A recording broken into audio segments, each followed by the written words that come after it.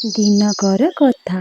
ଏକ ଜଙ୍ଗଲରେ ପିମ୍ପୁଡ଼ିଟିଏ ତରବର ହୋଇ କୁଆଡ଼େ ଚାଲି ଯାଉଥିଲା।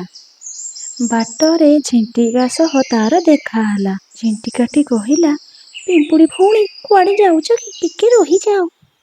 ବଢ଼ିଆ ପବନ ଦଉଛି, ଚାଲ ଦୁଇଜଣ ମିଶି ଖେଳିବା। ସେଇଠୁ ପିମ୍ପୁଡ଼ି କହିଲା, ମୁଁ କେମିତି ଖେଳିପାରିବି ଝିଣ୍ଟିକା ଭାଇ?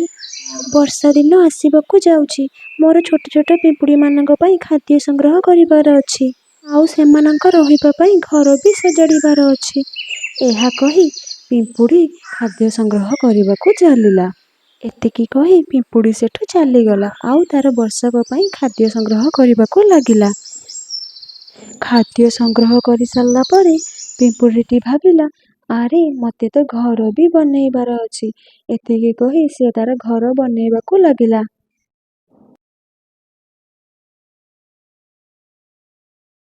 ଦିନେ ବର୍ଷା ଘଡ଼ଘଡ଼ି ସହ ଜୋରସେ ପବନ ବହିବାକୁ ଲାଗିଲା। ଝିଣ୍ଟିକାଟି ଦୌଡ଼ି ଦୌଡ଼ି ଆସି ପିମ୍ପୁଡ଼ିକୁ ଡାକ ଦେଲା।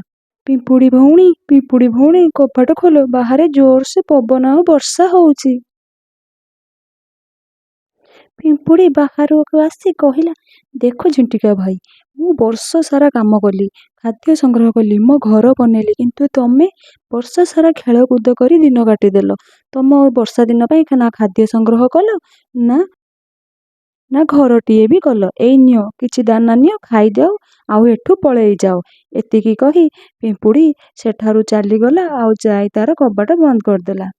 ସେଇଠୁ ଝିଣ୍ଟିକା ମନ ଦୁଃଖରେ ଫେରି ଆସିଲା ଆଉ ଭାବିଲା, ୟା ପରଠୁ ମୁଁ ବହୁତ ପରିଶ୍ରମ କରିବି।